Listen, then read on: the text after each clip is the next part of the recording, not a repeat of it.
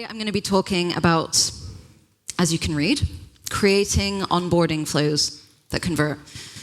I see one person scanning, but it looks like you're a hard crowd to please, so I bet that you're going to want to scan this a little bit more in 15 minutes, I'll give you a last opportunity now, but give me 15 minutes and I'm going to show you really how to make onboarding flows that convert. So I'm Hannah. As Nathan has just told you, I'm the founder of a company called Aperture, which is a UA agency and also a product consultancy. So I've been working in the mobile space for more than a decade now. And, in-house and as a consultant, I have been working for that 10 years, for that whole decade, on building flows that convert and retain. So if you're ready, then we're going to spend the next 15 minutes talking about why we should care about onboarding. Should we even care, if we're building all of these features? Is our onboarding important? We're going to talk a little bit about permissions, because we love permissions. We're going to talk about how to actually build flows that convert. So I have some principles that I'm always keeping in mind when I'm thinking about flows. And then finally, we're going to talk just a little bit about tracking. So a little bit of a shout out to the devs in the audience, because you guys don't get enough credit sometimes. But yeah, there are some pretty impressive apps in the audience today. So a load of you have actually given me permission kindly to feature you in the presentation. So Zing, Hailey, Nebula, thank you so much. And if you see yourselves in here, just give me a little wave later. So now it begins. 77% of people will never come back to your product after 3 days, bless you, of downloading your app. And that is a crazy figure to me, because we spend all of that time building all of these features and then whoosh, they never come back. After 3 days, after 72 hours, they have decided that they never want to see you again. Never. They're never coming back. They've made their mind up. And you know what this shows me? A lot of the time I have companies coming to me and saying, we've got a retention problem, we need to fix our retention, we need to make our product stickier. But that figure on the previous screen shows me that a lot of companies don't have a retention problem. They don't need to make their product stickier. They have an activation problem. People weren't getting stuck in the first place. It was never even sticking. So why should we care about onboarding? Here is a big ear, and that is just to show listening, The better our onboarding flow is, the more efficiently we're performing, the more time we're going to be able to spend talking to our customers. And it's a bit of a vicious cycle. I guess it's not vicious, it's more like a beautiful cycle, that the more time you spend talking to your customers, the better your flows can be, because you're listening and learning. And then the better your flows are, the better your activation will be. And the better your activation is, the better your retention will be too. And you know what that means? You'll be making more money. So a good onboarding flow, optimizing your onboarding flow, can have more than a 50% impact on your retention. And when I'm saying cash flow, this is exactly what I mean. This is from a company that we worked with, and all we did was work on the onboarding flow. First experiment, second experiment, 25th experiment, 27th experiment. When we got to 27 experiments, things really took off again. And so these small tweaks had a big impact. And so for this company, we had a 59% impact on their MRR, not by changing the volume of people that were coming through, not by changing the ads, not by changing the App Store listing, by tweaking the onboarding. The volumes were the same. So what makes a good onboarding flow? I've shown you the stats, I've given you the figures, so how do we do that? And I want us to think about onboarding flows like their first date. We have to get to know each other whenever we're doing our onboarding flows. And actually, don't think about them like just a normal first date. Think about them like a blind date. I don't know if you've ever been on a blind date, but you get a little bio, you get a name sent to you perhaps, maybe you don't even get their name sometimes, and that's it. And so whenever you're thinking about them, think about them like that. how much do you know about this person? Like, think about that from your consumer's perspective. And what makes a good first date? I don't know. So I've asked our dear friend, ChatGPT, what makes a good first date? And here are some of the things that our friend told me. Clear communication. Do we need to do that in our onboarding, Nathan? Learn about each other. You know, we have to learn about each other on this first date that we're on. Tailor the experience. Customize the date based on the other person's interests and preferences. And you see this one down here, I'm just going to crouch, because create reliability. Be honest, transparent, and respectful. Building trust is crucial. Building trust is crucial. And a lot of the times we forget about that. You know, we forget that we are trying to build trust very quickly here. That is the goal of our onboarding. Building trust. We have to trust each other. We have to remember that people may be downloading our app. I put this emoji here to remind myself to always tell you this, but you know, people are probably, a lot of the time, when are you scrolling on your phone? You're on the toilet. You're only on there for a few minutes between meetings, and you've seen an ad for an app, you download it. Then what? You forget to open it. There's a huge drop-off between true download and first app open. You know, there's like a 20% drop-off here. So if people are coming back to your app just from a little logo on their screen, how are they even going to remember what it is a lot of the time? So we have to keep front of mind. We need to keep focusing on our flows on reducing anxiety and boosting product engagement. I'm seeing some nods here, so I hope it's making sense so far. Good? Okay. I wanted to talk about permissions, because when I was going through a bunch of the apps in here, some of them were asking for permissions in a really great way, some of them were not asking for permissions in such a good way, and just in general, not everyone has totally nailed how we ask for permissions. And so what I want to make you all go away with, like in your mind, is stop being so pushy so early. Don't ask for so much so soon, you know? There was one app in the audience that I downloaded it and I was screen recording it. I'm not going to name names, but if you want to come and talk to me afterwards, I can show you the screen recordings. But I opened it and then straight away, ATT. That's fine. Straight away on top of that, before I've even opted in, location. Straight away on top of that, push notifications. Stack, stack, stack. You know, you have to submit one and then the other. And they're all system pop-ups too, you know, system dialogues, which it was a bit overwhelming, you know. But obviously sometimes we need to ask for permissions for someone to be able to use functionalities in the app. But let's just ask them in a nice way. Who works at Highly? Anyone? Highly are smashing this part of it. I've got an example in a bit, but really great example to see how you can ask for permissions before showing the system dialogue. So well done, absolutely killing it. And I would recommend everyone just delete their app, you know, delete the app, see what you're asking for whenever you download it, and just see how you feel going through that. The only one that I want to be a little bit different about is ATT, you know, our beloved ATT. It's 3 years old this year. And I go to a lot of apps and they come to me and say like, oh, we're not getting our opt-ins. And the first thing I say is just put that right at the beginning. There's the quotes and pictures happening.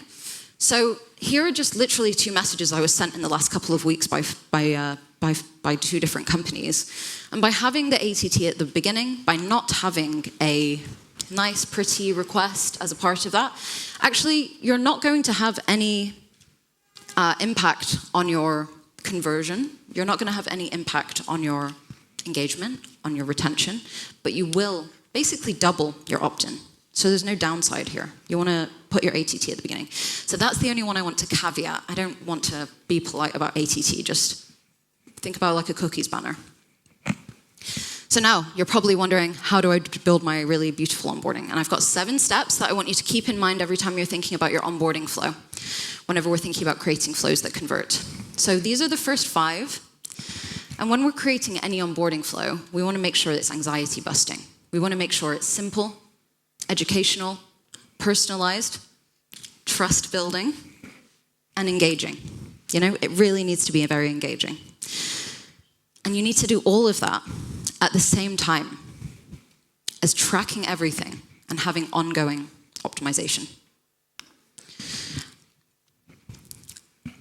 You should know by now I love a stat, and 87% of people have left an onboarding flow because it wasn't clear for them. Oops. Can we go back? You have to play the magic video. Amazing. So this is an app called Photo Room. Is it playing? But when I was going through Photo Room's onboarding, I had to test it out because they'll play it soon.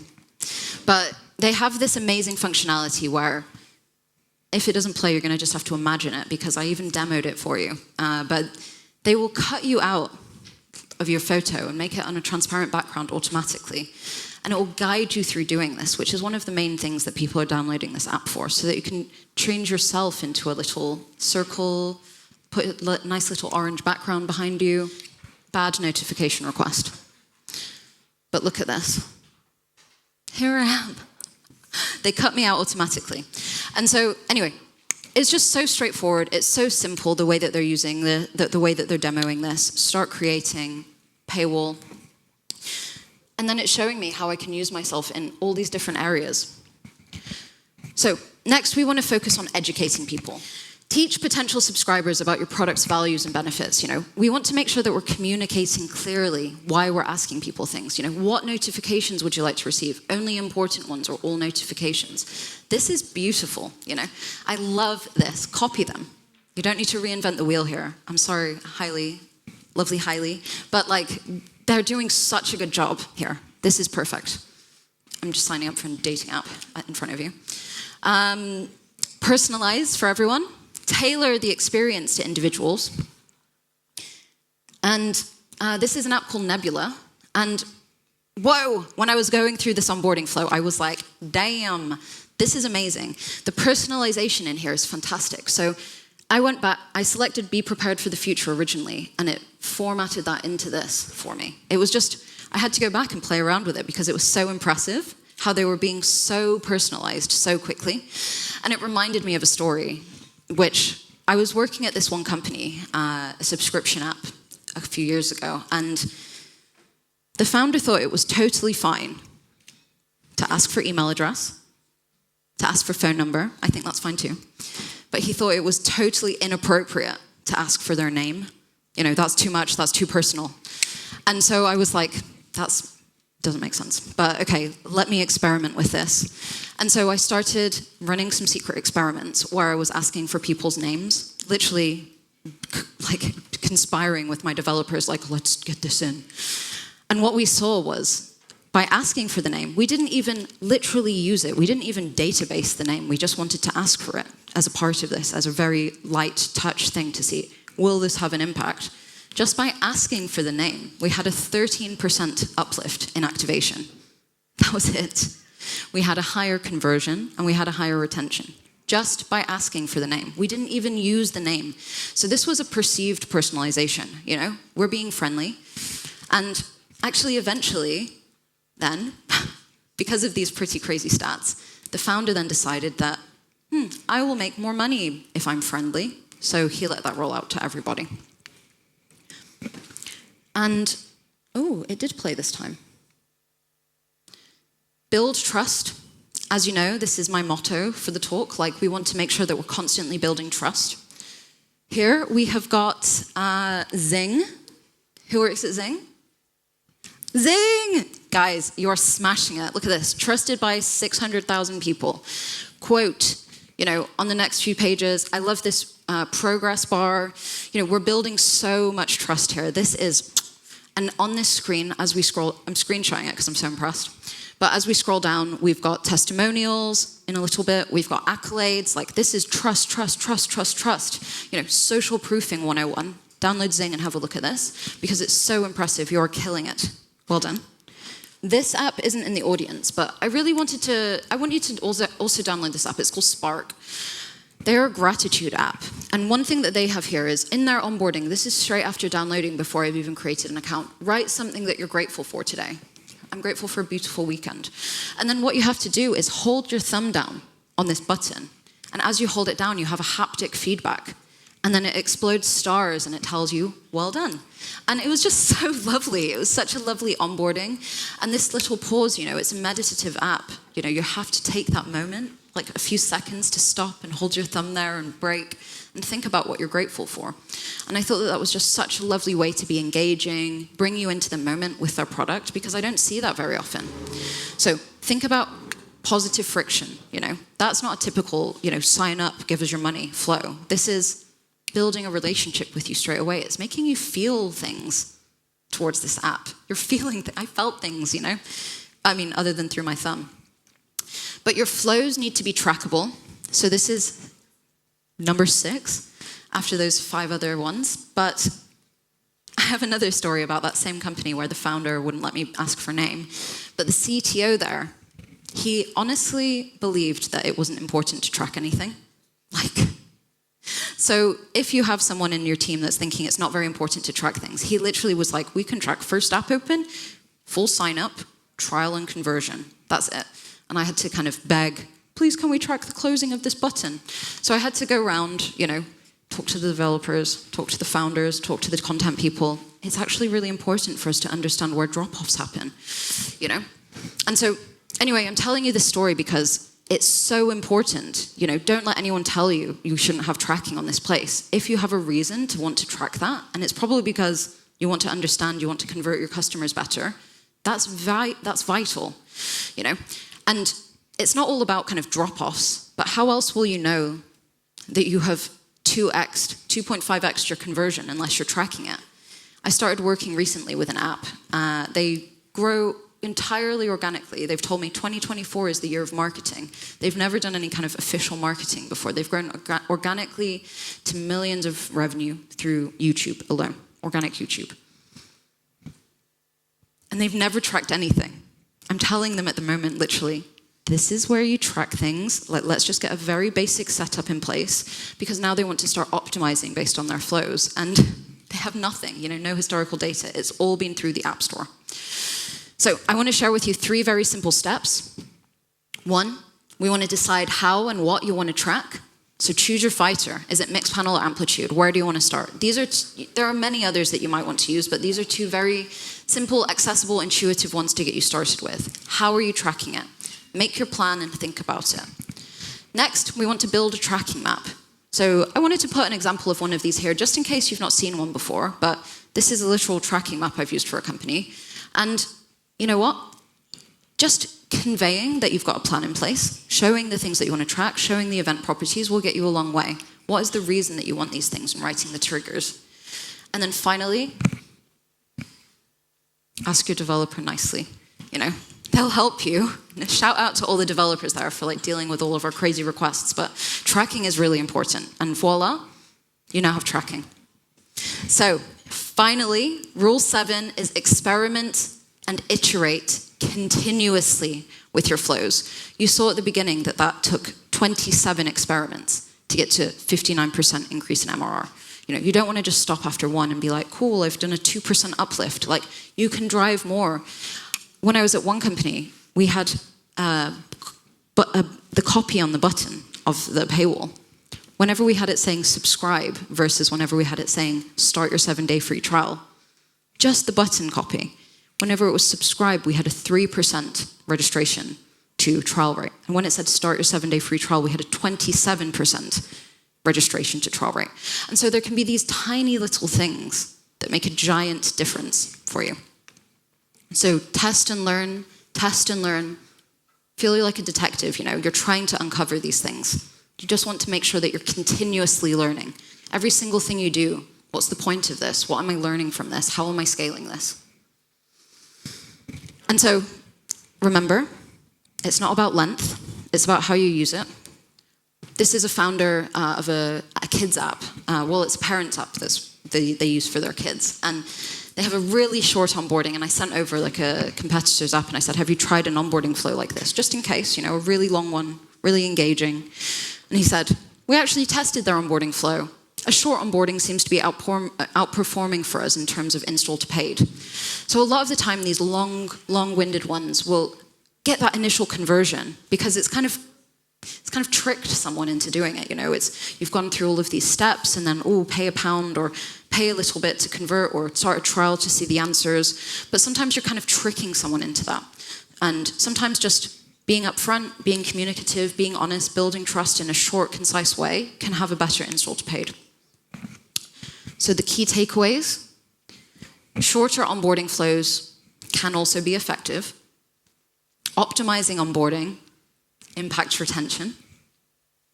Use custom screens before system dialogues, except with ATT, and always ask for ACT on first launch, unless you're spending so much that you can do it at a really crazy place. Like with Duolingo, I recommend deleting and downloading that app and going through their flow again, because they ask for ATT after you've completed a lesson, and it shows how much they're spending.